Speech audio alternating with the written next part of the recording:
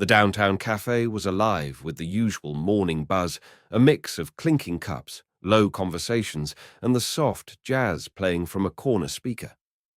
Outside the city was soaked in a steady rain droplets, streaking down the wide glass windows and blurring the skyline into watercolor. The scent of coffee and wet pavement danced together, offering a strange comfort to those escaping the chill. The door creaked open, letting in a gust of wind that fluttered the napkins on the nearest table. An old man stepped inside. His coat clung to his shoulders, soaked through, and his shoes squeaked on the polished floor. His name was Harold. His salt and pepper hair hung wet against his forehead, and he moved with a quiet weariness that suggested a life lived with more loss than luck. Harold approached the counter slowly, eyes scanning the menu with hesitation before settling on something simple. "Just a black coffee, please," he murmured. The young barista Logan rang it up without looking up. Harold reached into his coat pockets, then patted down his jeans, fumbling with trembling fingers. His expression tightened. His mouth opened to speak, then closed again. "I must have left my wallet at home," he stammered. "I'm sorry. If it's okay, I'll just wait here until the rain lets up." Logan, who had perfected the art of eye-rolling, leaned on the counter, arms crossed. "Look, buddy," he said loudly enough for half the cafe to hear. "This isn't a shelter. If you can't pay, you can't stay." A few heads turned, then a few smirks. The energy in the room shifted from warm to sharp, from cafe to coliseum. Whispers started among the tables. A woman in designer heels laughed under her breath. A man in a business suit leaned toward his friend and said something that made them both chuckle. Harold stood frozen, the color draining from his face. "I wasn't asking for a free drink," he said softly. "Just a place to stay dry."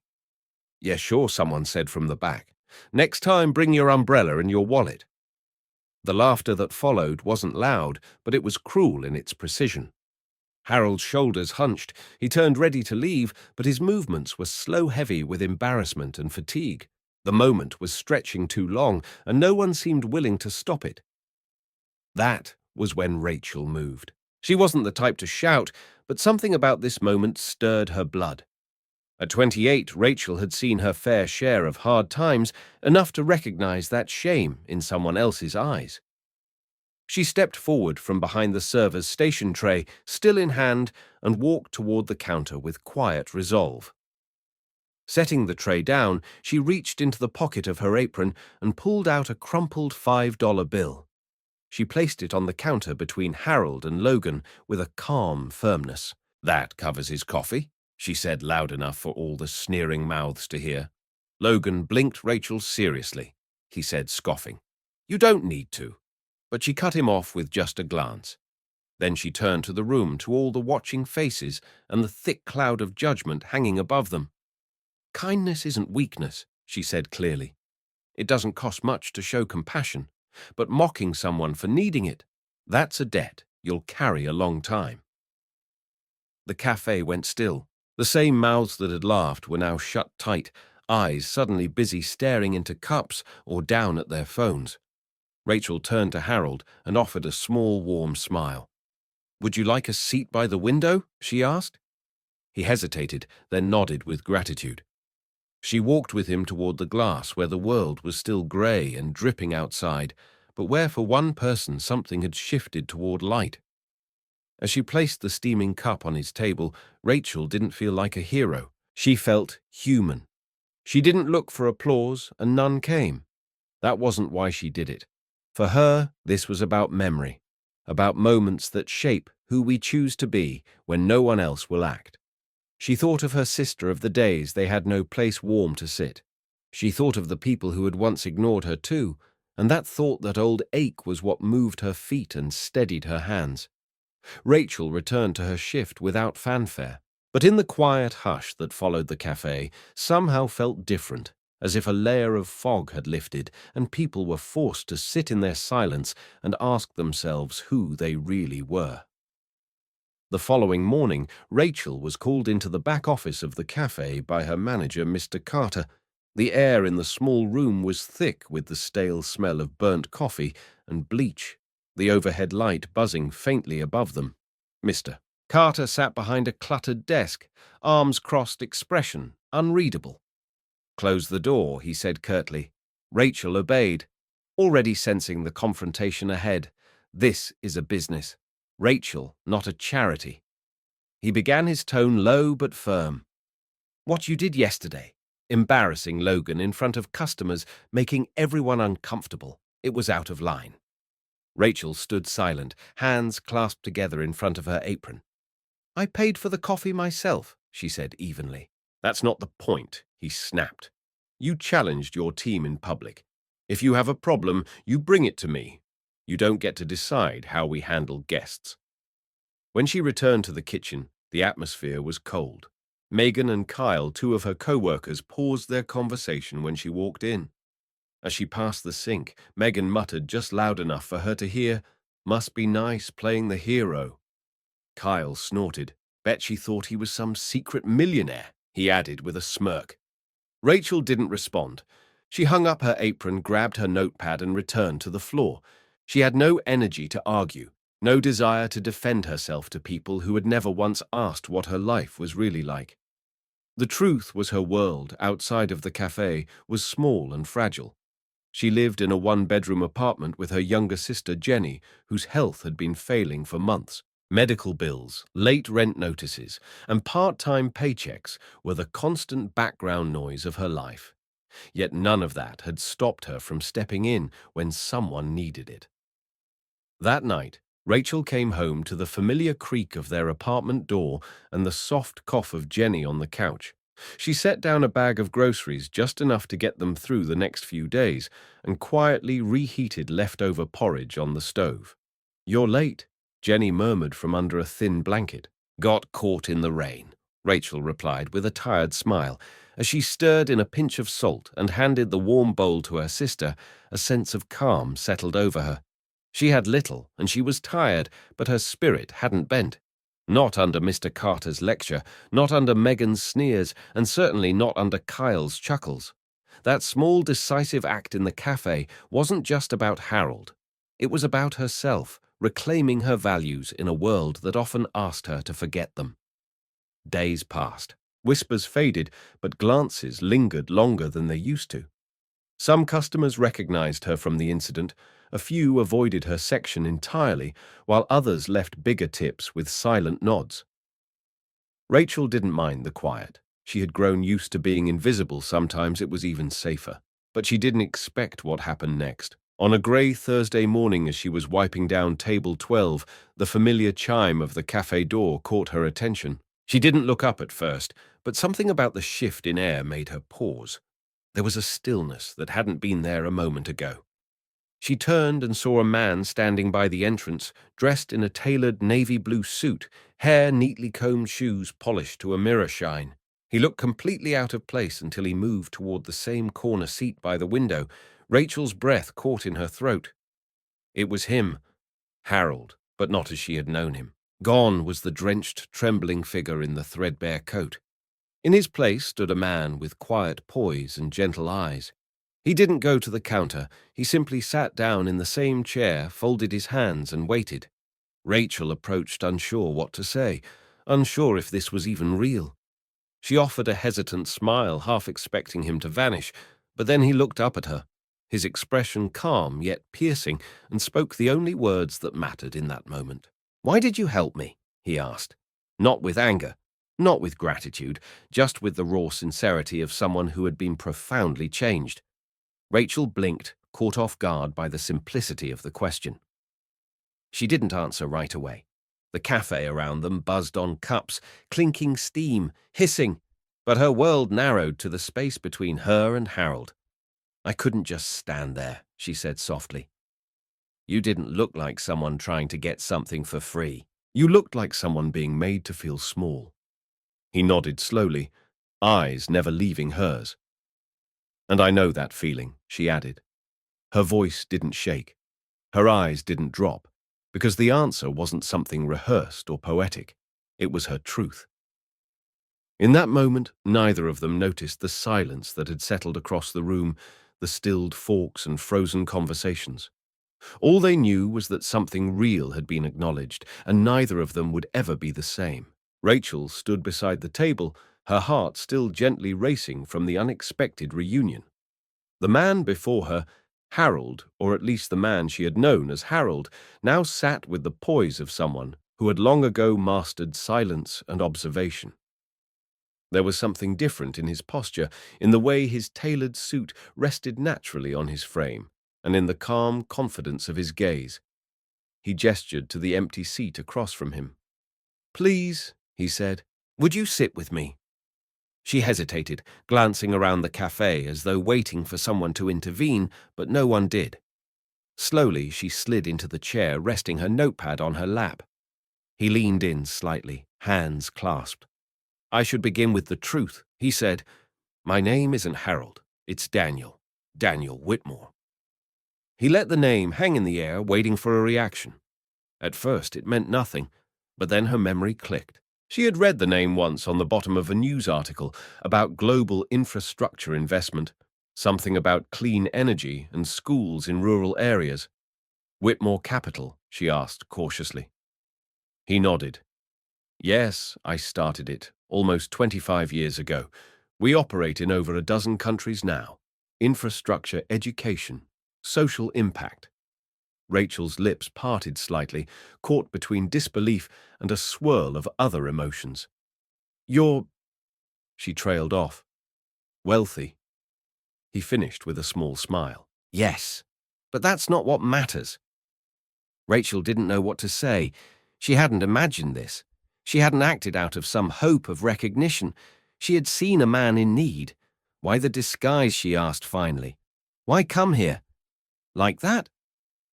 Daniel looked down at the table for a moment, then back up at her with a softness she hadn't expected. "After my wife died 15 years ago, he began quietly something in me unraveled. She was my anchor, my moral compass, and when I lost her, I lost something else too. My trust in people. His voice didn't shake, but it carried weight. I stopped believing. Kindness was real. I started to wonder if anyone cared for reasons beyond what they could gain." He exhaled slowly. "So I began traveling alone, unannounced. In cities and towns where no one knew my name, I wanted to see the world through a different lens.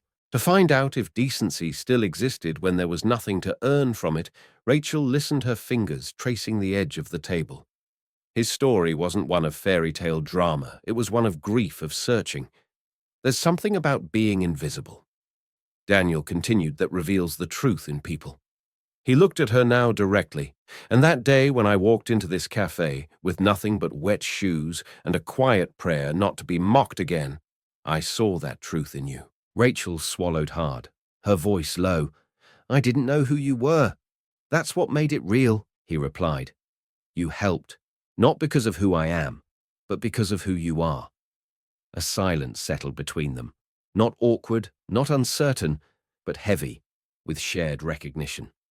For a few seconds, neither of them moved. Then Daniel reached into his coat pocket and pulled out a simple envelope. No gold trim, no ornate lettering, just her name. Rachel, written in his own handwriting. "I'm going to Vancouver next week." He said, "It's a quiet trip. I go there once a year to visit some of the projects we support. It's not luxury. There's no yacht, no gala, no headline." He pushed the envelope forward. "But I'd like you to come with me.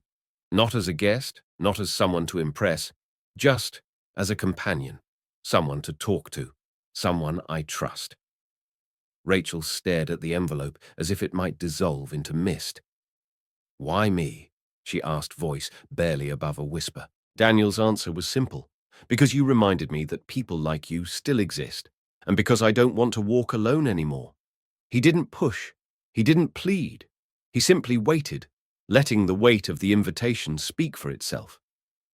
Rachel didn't pick up the envelope right away. She wasn't sure what this meant or where it would lead, but she knew this much. Her life had never offered her this kind of choice.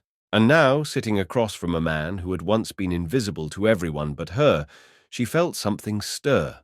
Not fear, not ambition, but possibility.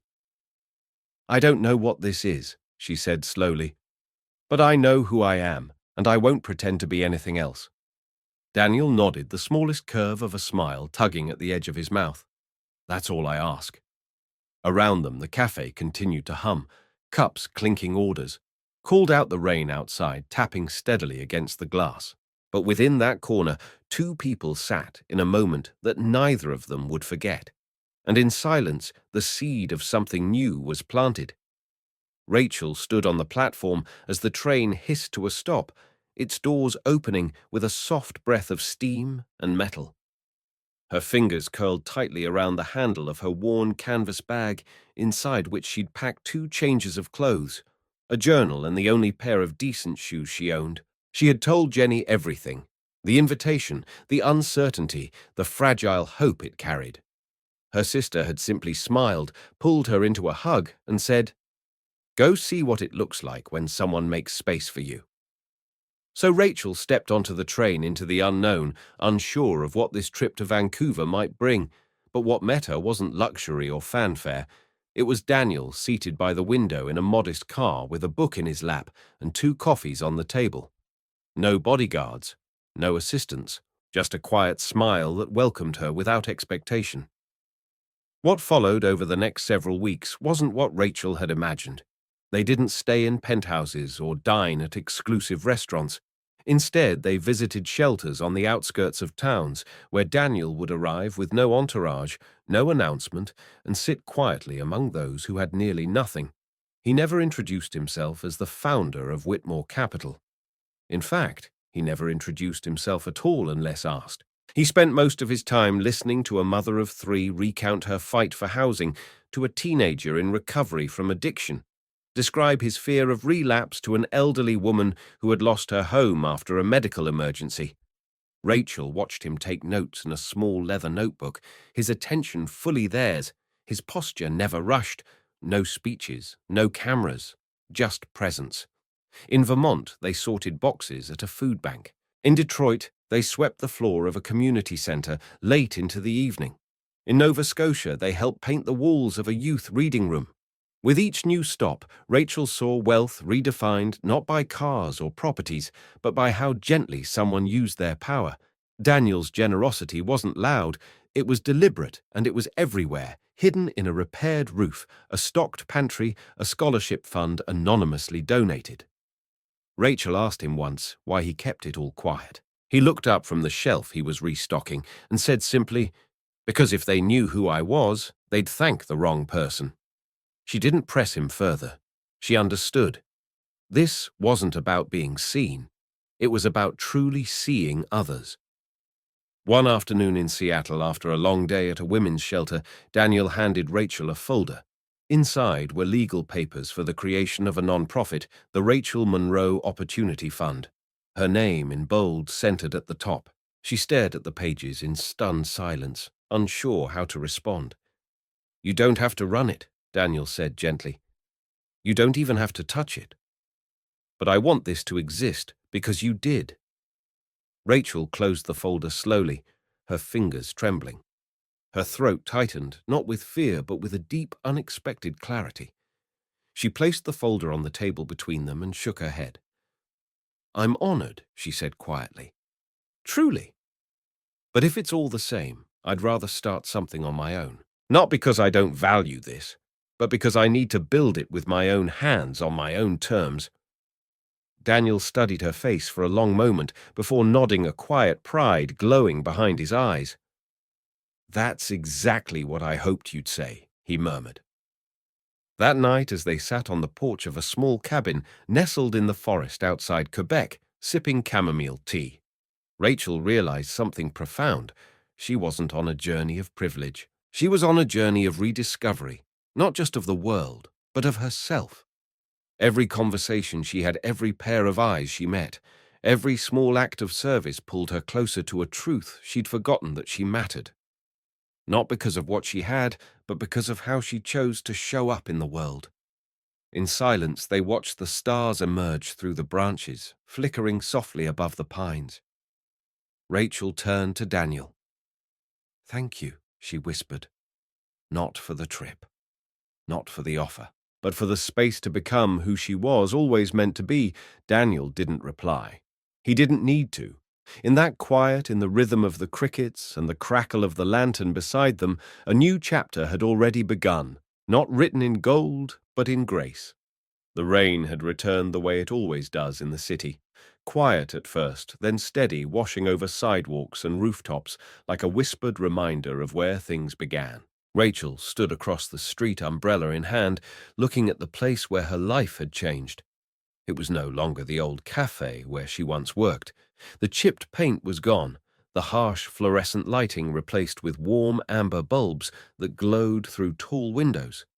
The name on the glass door read, "The First Cup Café," etched in elegant script beneath a simple motto, "No one should have to earn kindness." Her reflection stared back at her from the glass, and for a brief moment she saw not just herself, but every moment that had led here.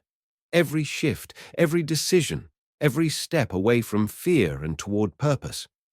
Inside the cafe hummed with gentle life, the scent of fresh coffee mingled with soft music drifting from a piano in the corner.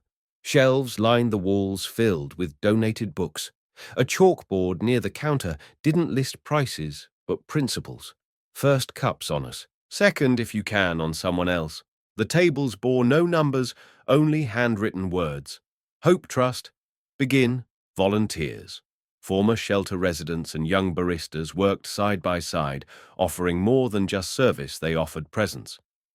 And Rachel, now the owner, moved quietly among them, checking on tables, refilling cups, and making sure that every soul who entered felt seen. Her mission was never about profit. It was about making room for rest, for warmth, for dignity. On a grey morning, not unlike the one years ago, the front door creaked open and a man stepped inside, hunched and soaked to the bone. His coat was worn thin, his hands trembling.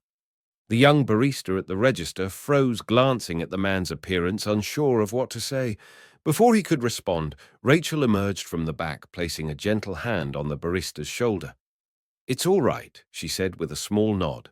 Then she turned to the man and smiled. "Would you like a seat by the window?" The man looked startled, then slowly nodded. "Just something warm," he murmured. "To sit for a bit. It's been a long morning." Rachel's voice was soft, but certain. "Then let's make it longer, with a little peace." She guided him to the same window seat where her journey had once begun, the place where Daniel had sat trembling and invisible. What she didn't see, at least not right away, was the figure across the street, standing quietly beneath a black umbrella. Daniel. His hair had gone grayer, his posture more reserved, but his eyes still held that same searching light. He didn't wave. He didn't enter. He simply watched, pride written in the lines of his face. Their eyes met through the window, and in that still moment something passed between them, gratitude, farewell, and the unspoken knowing that their stories had become deeply entwined. He nodded once, a small but powerful gesture, then turned and disappeared into the rain, leaving behind nothing but the warmth he had helped spark. Later that afternoon, during the soft opening of the First Cup Café, Rachel stood beside the upright piano with a microphone in hand and a warm cup of coffee in the other. Every seat was filled, neighbors, volunteers, former guests from shelters they'd visited. Even her sister Jenny, now healthy and smiling from the back corner. Years ago, Rachel began, her voice steady. "I paid for someone's coffee. I didn't know who he was. I just saw a man being made small, and I couldn't look away." The room fell silent, a few hands reaching for tissues. "That cup cost me $5, she continued, "but what it gave me was a new way to see the world and myself." She paused, letting the weight of the moment settle. "I thought I was helping someone who was lost. But it turns out he helped me find the version of myself I didn't know I was allowed to become." She placed the cup gently on the counter behind her. "This cafe isn't about selling coffee," she said. "It's about showing up when no one else does. About being present, about believing that kindness doesn't need to be remembered, only continued." Her voice grew softer, almost a whisper. "Some loves don't need romance. Some lives change with nothing more than a gesture and the courage to mean it." The room erupted in quiet applause, not thunderous, but full and heartfelt. In the back, someone poured a first cup for a newcomer who hadn't expected to be seen. And just like that, the story began again, not in the pages of a book, but in the steam rising from a simple cup of coffee, handed with love and a quiet promise to keep passing it on. If this story touched your heart, reminded you of the quiet strength in compassion, or made you pause to think about how small actions create lasting change, then deep inside, HQ is where you belong. We share powerful human-centered stories that uncover the truth beneath the surface, stories that heal, uplift, and inspire. Don't forget to like the video, leave your thoughts in the comments, and subscribe to our channel for more soul-stirring journeys like this one. Together, let's build a world where kindness isn't the exception, it's the legacy.